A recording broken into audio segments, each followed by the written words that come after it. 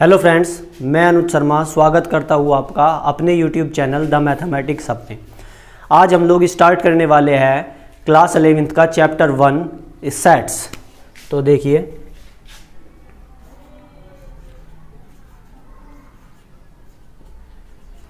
Chapter number 1 set theory.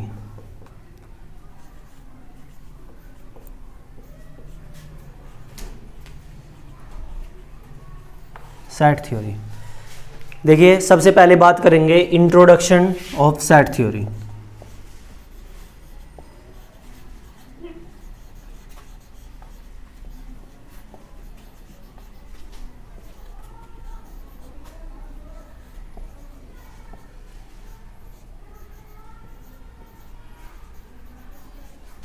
Introduction of set theory.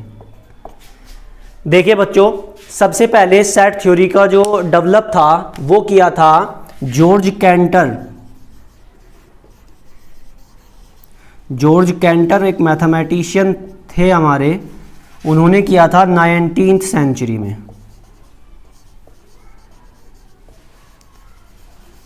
19th century में set theory को develop किया गया था जॉर्ज कैंटर के द्वारा। अब हम बात करते हैं कि सेट से हमारा मतलब क्या है। देखिए, हम अपनी डेली लाइफ में क्या करते हैं, कलेक्शन करते हैं ऑब्जेक्ट्स का। तो वो ऑब्जेक्ट्स का कलेक्शन ही हमारा क्या कहलाता है, सेट कहलाता है। तो set is nothing, set is the collection of object. अब हम बात करें कलेक्शन ऑफ ऑब्जेक्ट क्या हो सकता है। देखिए, उस कलेक्शन ऑफ ऑब्जेक्ट्स में हमारा कुछ भी हो सकता है। जैसे हम कलेक्शन करें कलर्स का, कलेक्शन कर रहे हैं हम अपनी बुक्स का, कलेक्शन करें हम रिवर्स ऑफ इंडिया, इंडिया की जितनी भी नदियां हैं उन सब का कलेक्शन करें, तो वो भी क्या होता है, वो भी हमारा एक सेट होता है। तो किसी भी चीज का कलेक्शन हम लोग करेंगे तो वो क्या कहलाएगा, सेट कहलाएगा। दूसरी बात क्या होती है कि सेट हमारा बदलना नहीं चाहिए। कि जैसे मैंने कोई एक सेट बनाया तो वो सेट मेरा कुछ हुआ और किसी दूसरे पर्सन के द्वारा बनाया गया सेट वो सेम होना चाहिए, वो अलग नहीं होना चाहिए। जैसे एग्जांपल के द्वारा अगर हम देखें तो इसका एग्जांपल क्या हो सकता है कि collection of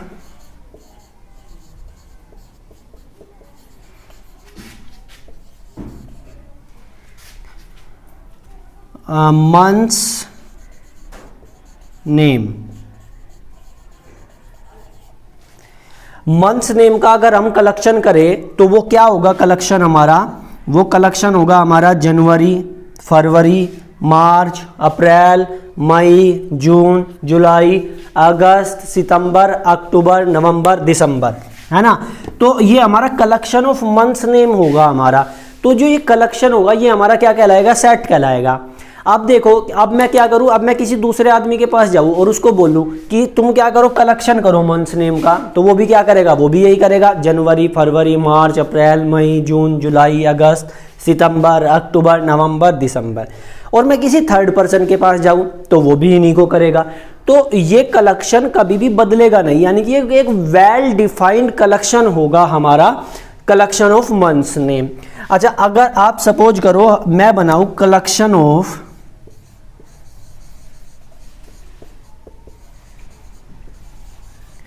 good players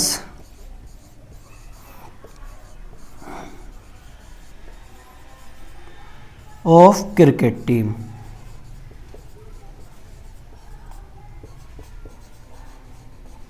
of India.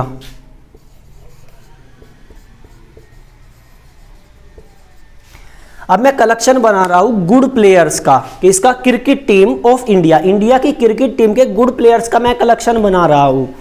तो मैं अपने थिंकिंग से वो कलेक्शन कुछ भी बना सकता हूँ कि जो प्लेयर्स मुझको अच्छे लगते हैं मैं वो कलेक्शन बनाऊंगा। मैं किसी दूसरे पर्सन के पास गया तो वो जरूरी नहीं है कि जो प्लेयर मुझको अच्छा लग रहा है वो उसको भी अच्छा लगे। तो ये हमारा क्या हुआ, वेल डिफाइंड कलेक्शन नहीं हुआ, ये पर्सन टू पर्सन वेरी करेगा। तो this is not a set, तो ये सेट हमारा नहीं बनेगा, सेट हमारा नहीं बनेगा। तो इस बात से हम क्या पहुंचे, हम देखते हैं अब डेफिनेशन हमारी क्या होगी कलेक्शन सेट की।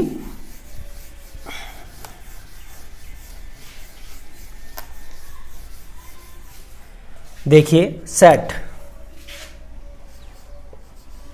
सेट तो सेट क्या हुआ, a well defined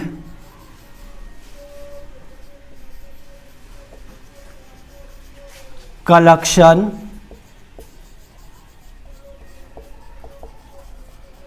of distinct objects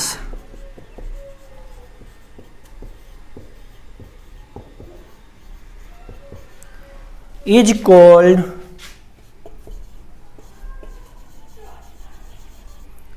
set। तो वेल डिफाइंड कलेक्शन जो होगा हमारा डिस्टिंक्ट ऑब्जेक्ट्स का, वो क्या कहलाएगा? हमारा सेट कहलाएगा। तो यहां पे जो ये वर्ड है वेल डिफाइंड, तो वेल डिफाइंड का मतलब इतना है कि जिस ऑब्जेक्ट को हम अपने सेट में लेना चाह रहे हैं, क्या वो उस सेट में आएगा या नहीं आएगा, बस इतना है कि वेल डिफाइंड से मतलब। और डिस्टिंक्ट ऑब्जेक्ट्स, सेट में हमेशा क्या होने चाहिए? डिस्टिंक्ट ऑब्जेक्ट्स हमारे होने चाहिए। तो ये हमारी सेट की डेफिनेशन हुई। अभी हम बात करते हैं रिप्रेजेंटेशन ऑफ ए सेट। सबसे पहले इसके एग्जाम्पल्स देखते हैं कुछ।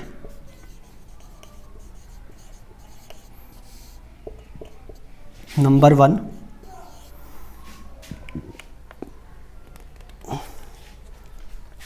vowels of English alphabet। तो वोवेल्स ऑफ इंग्लिश अल्फाबेट ये हमारे क्या हुए? ये हमारा सेट हुआ। तो हमें पता है कि इंग्लिश ऑफ वोवेल्स अल्फाबेट में क्या आएगा? ए, ई, आई, ओ, यू। तो वो सबके लिए सेम होगा, तो ये कभी भी अलग अलग नहीं होंगे। तो ये हमारा क्या हुआ? वेल डिफाइंड कलेक्शन हुआ। Number 2, the set of days of a week.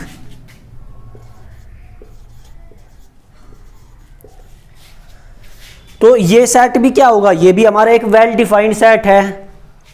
या हम क्या ले सकते हैं? The set of all reverse of India. India के सारे रिवर्स का सेट हम बना सकते हैं, है ना। तो इस प्रकार से किसी भी चीज का हम कलेक्शन बनाए, वेल डिफाइंड कलेक्शन, वो क्या कहलाएगा? हमारा वो सेट कहलाएगा।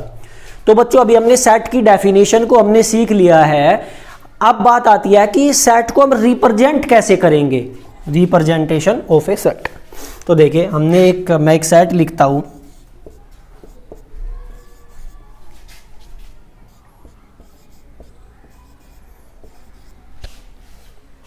मैंने लिखा A इज इक्वल टू 1 2 3। ये हमने सेट लिखा 1 2 3 का सेट।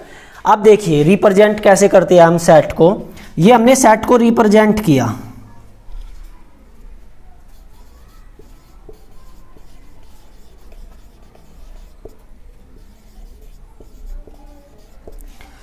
तो सेट को रिप्रेजेंट करने के लिए हम क्या करेंगे? हम capital letter of English alphabet का यूज करेंगे, है ना।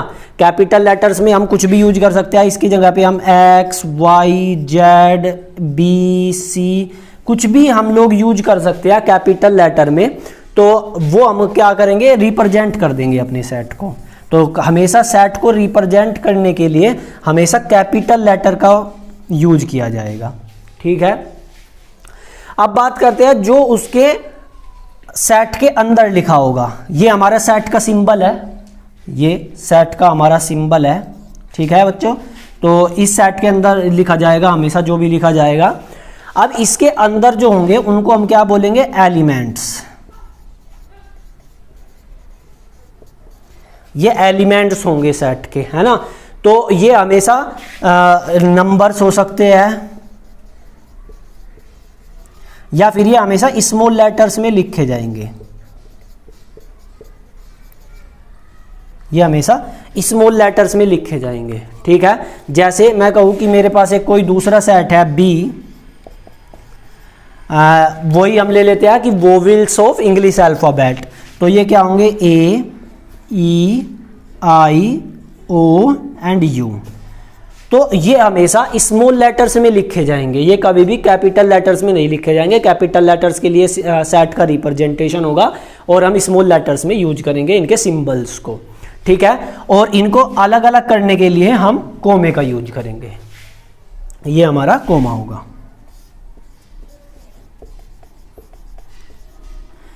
तो ये हमारा रिप्रेजेंटेशन होगा एक सेट का, ठीक है बच्चों।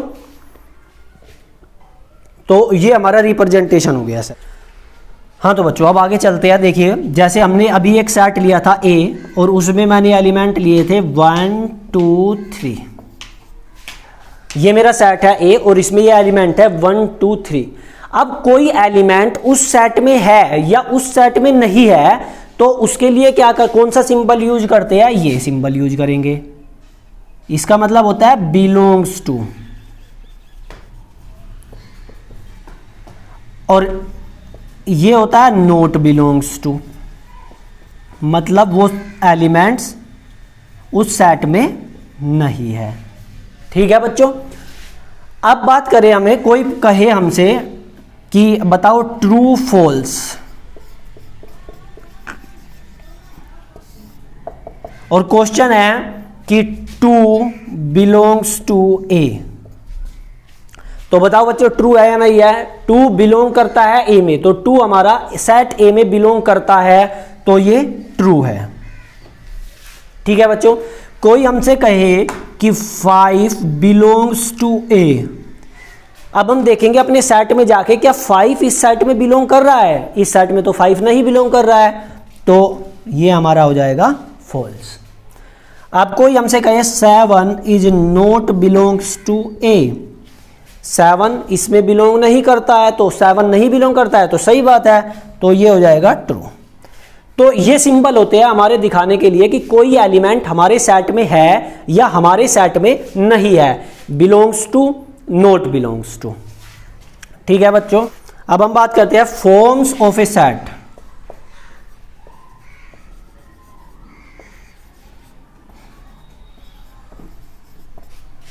फॉर्म्स ऑफ ए सेट, देखिए सेट की हमारे पास 2 फॉर्म होती है।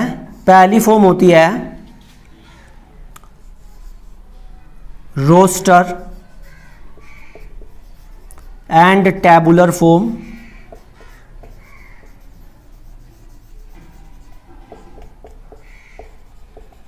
और नंबर 2 होती है set builder form.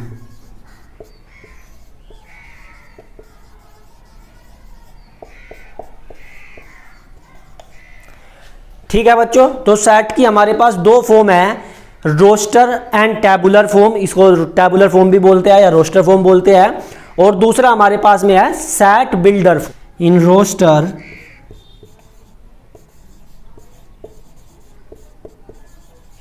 And tabular form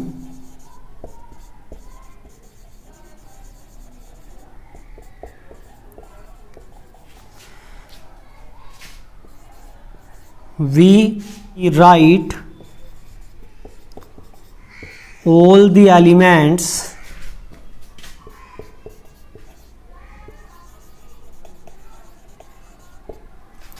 in curly brackets.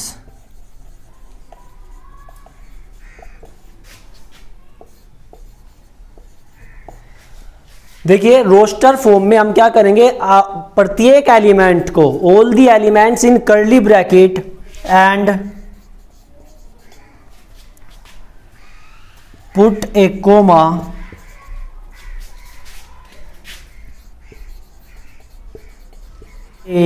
Coma sign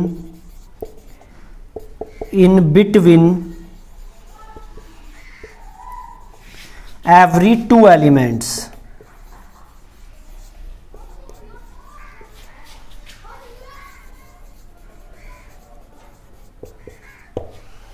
ठीक है बच्चों, तो हम क्या करेंगे रोस्टर टेबुलर फॉर्म में, all the elements write in the curly bracket and put a comma sign between every 2 element, और पुट कर देंगे comma sign between every 2 element के बीच में। फॉर एग्जाम्पल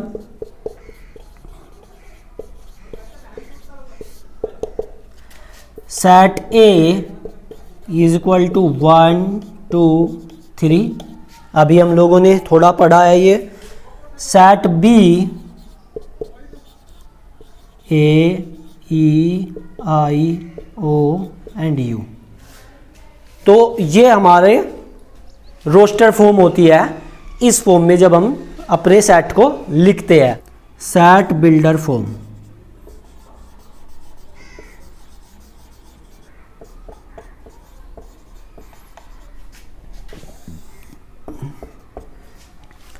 देखिए इसमें क्या करते हैं हम कि जो एलिमेंट्स होते हैं हमारे सेट के, उनको एक आर्बिट्रेरी वेरिएबल x में डिनोट करते हैं और एक प्रॉपर्टी हम उस पर अप्लाई कर देंगे fx। वो प्रॉपर्टी हमारे सेट के, जो भी हमारा सेट होगा उसके अकॉर्डिंग होगी। जैसे हमने क्या कहा कि in this form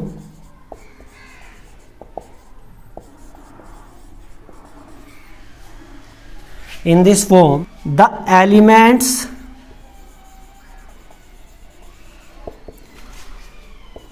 of a set is represented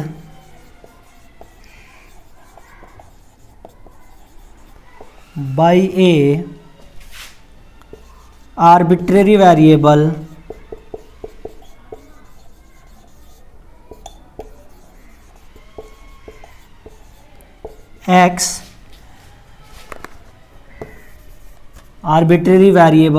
x, and by a specified property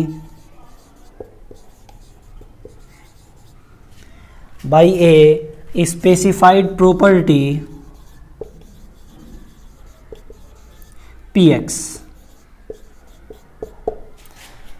This can be written as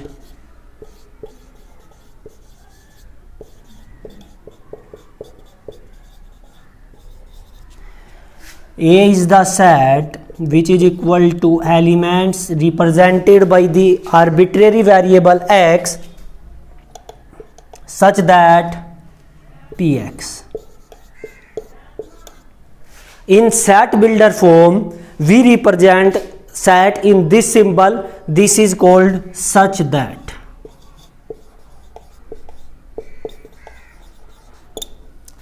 Before the property, specified property. So this is the set builder form.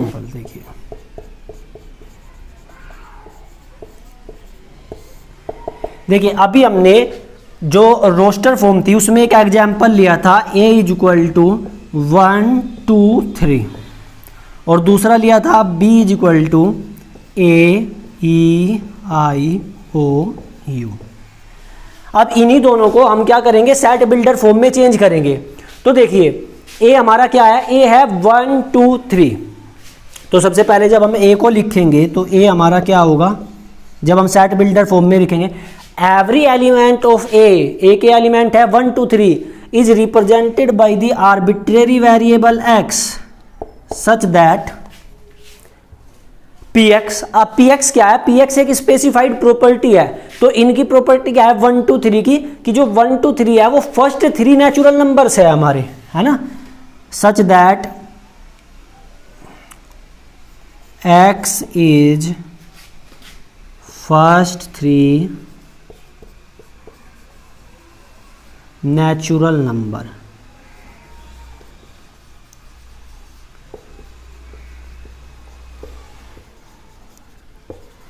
तो इस तरीके से इनकी property को हमको लिखना होता है। b क्या है, x सच दैट, यहां पे x क्या है, x है वोवेल्स ऑफ इंग्लिश अल्फाबेट। तो लिख देंगे x is vowels of English alphabet. ठीक है, तो इस तरीके से हम सेट बिल्डर फॉर्म को नोट करते हैं। ये हमारी सेट बिल्डर फॉर्म है। सम स्टैंडर्ड नोटेशंस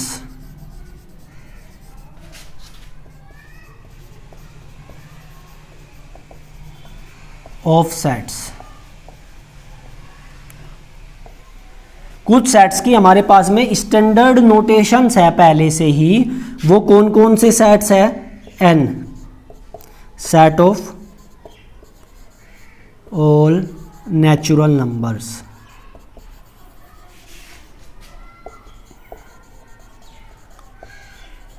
तो जब भी हमको कैपिटल एन कहीं मिलेगा तो उसका मतलब क्या होगा? सेट होगा हमारा नेचुरल नंबर्स का। नेचुरल नंबर तो एन हमारा क्या होगा? 1 2 3 4,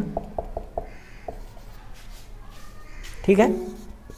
जेड और आई, तो ये हमारा क्या है? ये हमारा है सेट ऑफ इंटीजर्स।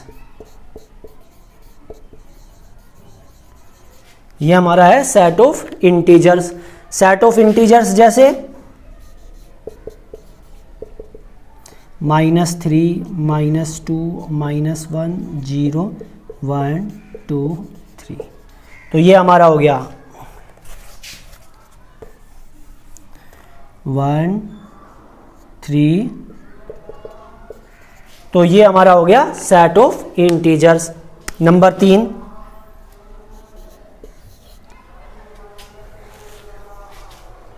नंबर 3 हमारा कौन सा आता है? Set of whole numbers, W।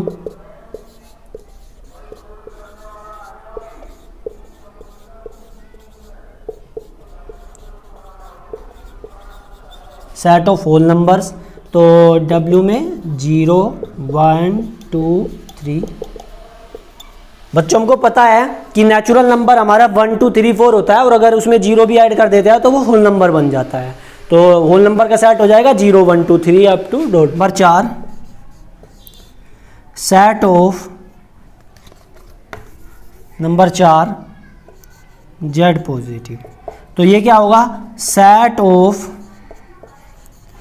Positive integers.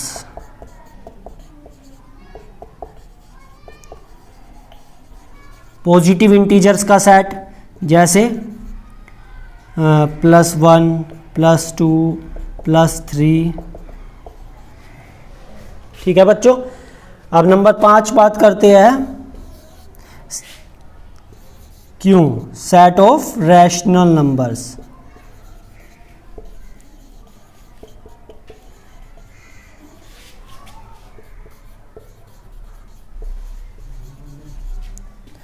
Set of rational numbers, ये क्या होता है? हमको पता है रेशनल नंबर्स क्या होते हैं। P/Q, where PQ belongs to Z। ये दोनों किससे होंगे? P और Q। P और Q दोनों किससे होंगे? इंटीजर्स के सेट से होंगे। Where Q is not equal to 0, where Q is not equal to 0। तो ये हमारा होता है सेट ऑफ रेशनल नंबर्स। और नेक्स्ट आता है सेट ऑफ रियल नंबर्स।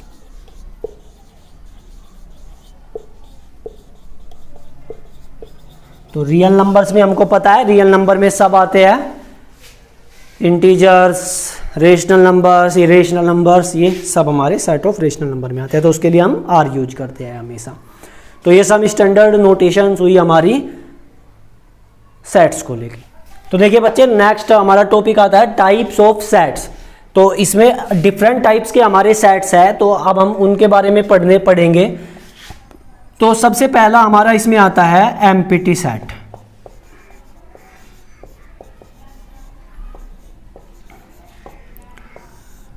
तो बच्चों जैसा इसके नाम से हमको दिख रहा है, समझ आ रहा है, एम्प्टी सेट मतलब ये एक सेट एम्प्टी होगा, मतलब खाली होगा, इस सेट में कुछ नहीं होगा, है ना।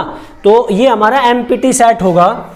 इसको रिप्रेजेंट करने के लिए हम लोग फाई का सिंबल यूज कर सकते हैं, या फिर simply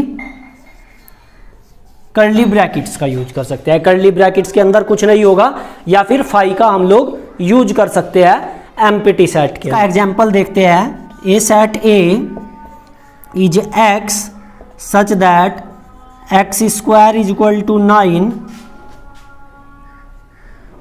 x is even number.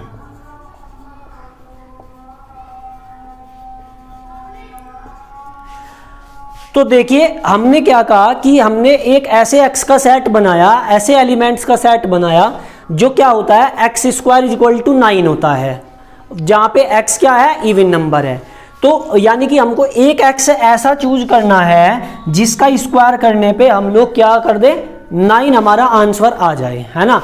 But हमें पता है कि 3 स्क्वायर इक्वल टू क्या होता है, 9 होता है ना। तो यहाँ पे x क्या है, x हमारा है 3, या फिर -3 स्क्वायर इज इक्वल टू 9 होता है। तो या फिर हमारा x क्या हो सकता है, -3। तो x की दो वैल्यू हो सकती है, या तो 3 और या फिर -3, और ये दोनों वैल्यू क्या है, ये दोनों वैल्यू ओड है ना।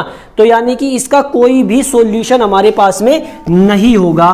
तो इसका मतलब क्या होगा, a के अंदर कोई भी एलिमेंट नहीं आएगा। तो ए क्या होगा हमारा, ए हमारा एम्प्टी सेट होगा। तो बच्चों सबसे पहला हमारा टाइप था एम्प्टी सेट, हमारा है singleton set.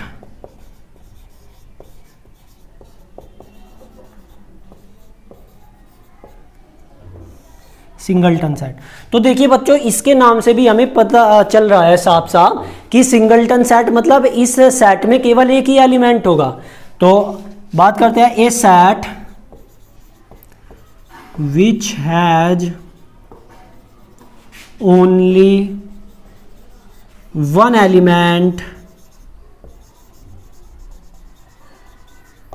is called singleton set।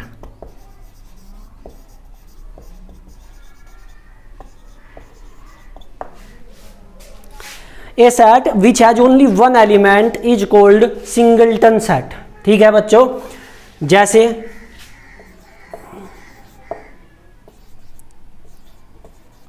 तो इस सेट में हमारा केवल क्या है, a इक्वल टू, इस सेट में हमारा केवल एक एलिमेंट है, तो ये क्या हुआ, सिंगलटन सेट हुआ। b, इस सेट में भी क्या है हमारा, केवल एक ही एलिमेंट है, तो ये भी सिंगलटन हुआ। c,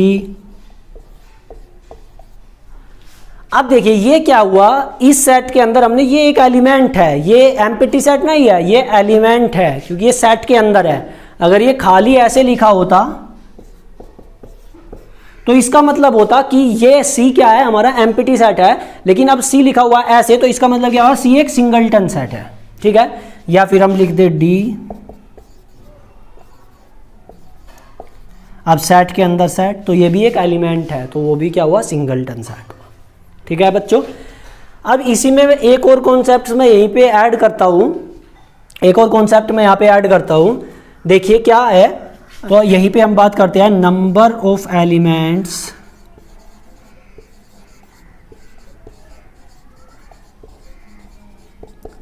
इन ए सेट, या फिर कार्डिनैलिटी ऑफ ए सेट। देखिए क्या होता है कार्डिनैलिटी या number of elements of a set. तो हमें नाम से पता चला है number of elements in A set, कि उस सेट में नंबर ऑफ एलिमेंट्स हमारे कितने हैं, है ना, वो होगा हमारा कार्डिनैलिटी। इसको रिप्रेजेंट करते हैं, जैसे मैं कहूँ कि जो ए सेट है मेरा, इसमें नंबर ऑफ एलिमेंट्स कितने हैं, 1 है, तो कार्डिनैलिटी ऑफ ए इससे रिप्रेजेंट होगी ऐसे, यह है नोटेशन, कार्डिनैलिटी ऑफ ए वो कितनी है, 1 है, नंबर ऑफ एलिमेंट्स ए में 1 है। सिमिलरली सब में कार्डिनैलिटी सबकी क्या है, 1 है। ठीक है, अब बात करते हैं नंबर 3, फाइनाइट सेट।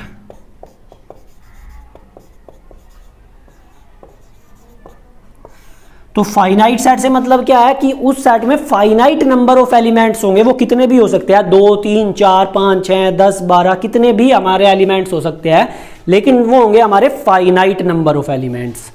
तो a set which has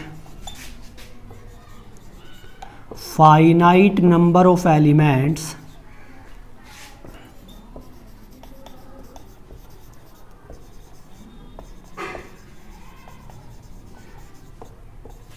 is called finite set।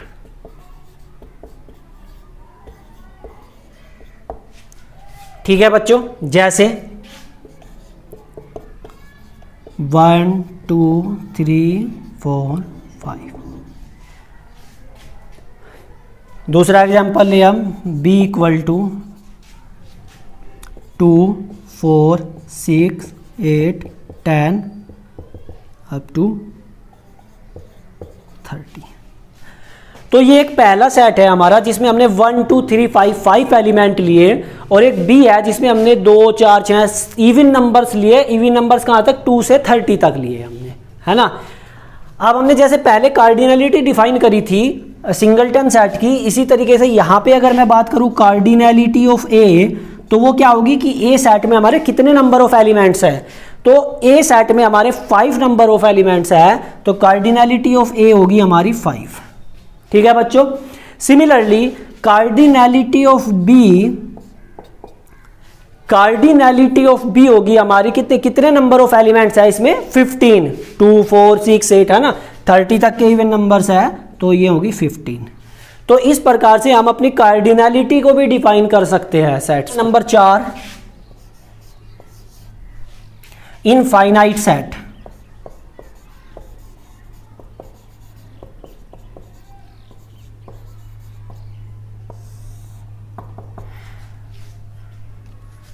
तो फाइनाइट सेट मतलब जिसमें हमारे फाइनाइट नंबर ऑफ एलिमेंट्स होंगे, और इनफाइनाइट सेट मतलब जिसमें हमारे इनफाइनाइट नंबर ऑफ एलिमेंट्स होंगे।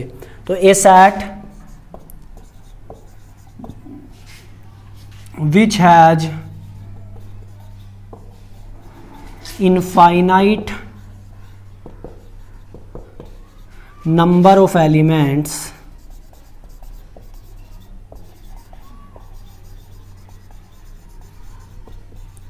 is called infinite set।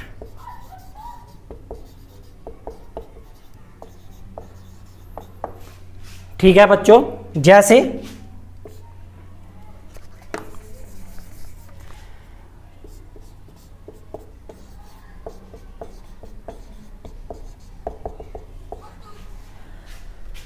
n set of natural number. तो सेट ऑफ नेचुरल नंबर हमारा क्या है? सेट ऑफ नेचुरल नंबर है हमारा इनफाइनाइट सेट। ठीक है बच्चों, तो सेट ऑफ नेचुरल नंबर हमारा क्या है? इनफाइनाइट सेट है। ए है और हम कि A equal to set of all points on a line. Set of all points on a line अगर हम बनाए तो वो भी क्या होता है? हमारा इनफाइनाइट सेट ही होता है। ठीक है बच्चों। 5 डिसजॉइंट सेट्स।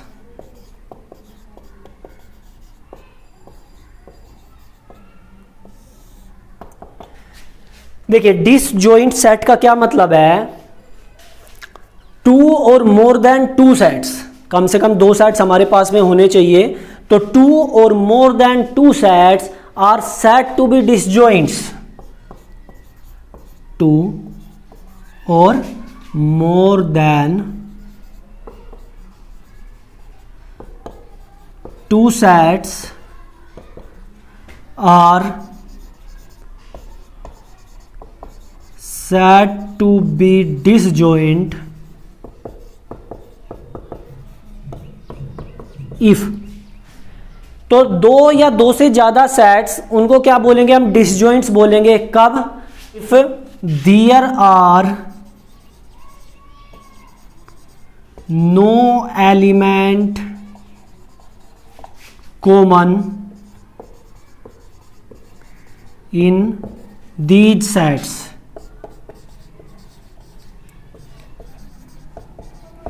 तो हमने क्या कहा? 2 और more than 2 sets are set to be disjoint if there are no element common in these sets. अगर इन एलिमेंट में कोई भी एलिमेंट हमारा कॉमन नहीं होगा। For example set A 1 2 3 and set B 7 8 9। कुछ भी हम सेट ले सकते हैं। तो ये सेट ए है, ये सेट बी है, ए बी, और हम सी सेट ए को ले लेते हैं 4 5 6। तो इन तीनों सेट में कोई भी एलिमेंट कॉमन नहीं है, तो ये हमारे कहलाएंगे क्या, डिसजॉइंट सेट्स। ठीक है बच्चों, सिंपल है। Equivalent sets,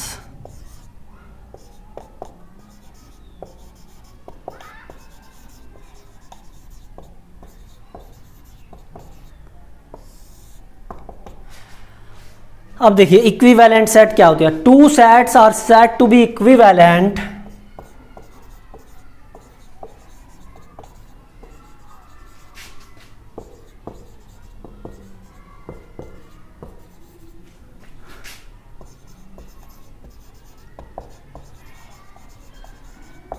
if they have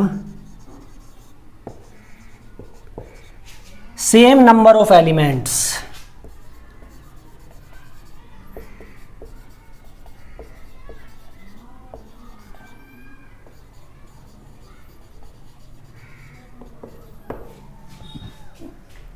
to sets are set to be equivalent, दो सेट्स क्या होंगे, इक्विवेलेंट होंगे if they have same number of element, अगर नंबर ऑफ एलिमेंट दोनों के क्या होंगे, सेम होंगे, नंबर ऑफ एलिमेंट। ठीक है ना, जैसे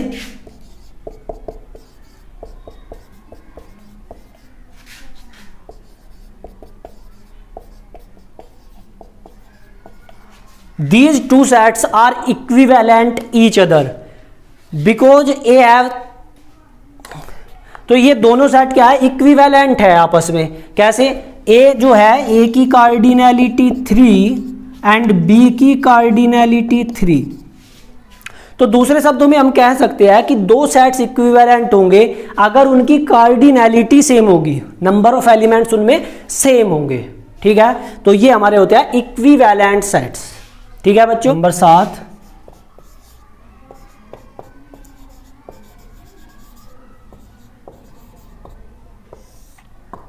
करते हैं इक्वल सेट की। देखो इक्वल सेट क्या होते हैं, two sets are set to be equal, दो सेट है हमारे पास में A एंड B, तो ये दोनों सेट इक्वल होंगे अगर A का प्रत्येक एलिमेंट B में हो और B का प्रत्येक एलिमेंट A में हो। ठीक है ना, तो देखिए two sets are set to be equal if every element of set A is in set B and every element of set B is in set A। तो अगर एवरी एलिमेंट सेट A का set B में होगा और every element set B का set A में होगा, then both the sets are called equal sets. Example,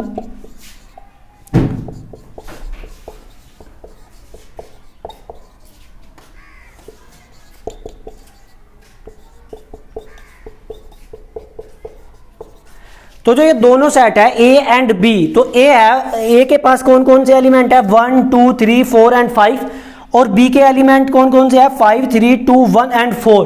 but ये दोनों एलिमेंट, दोनों के पास जितने एलिमेंट है 1 2 3 4 5 इसमें है, तो 1 belongs to A, also 1 belongs to B, 2 belongs to A, also 2 belongs to B, 3 4 5 same A में भी है और B में भी है।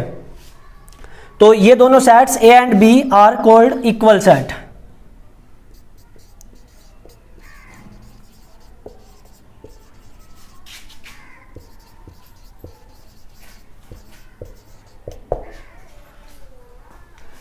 ठीक है बच्चों, तो ये हुआ हमारा types of sets,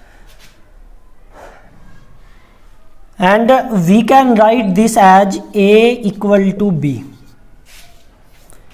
this means A is equal to B।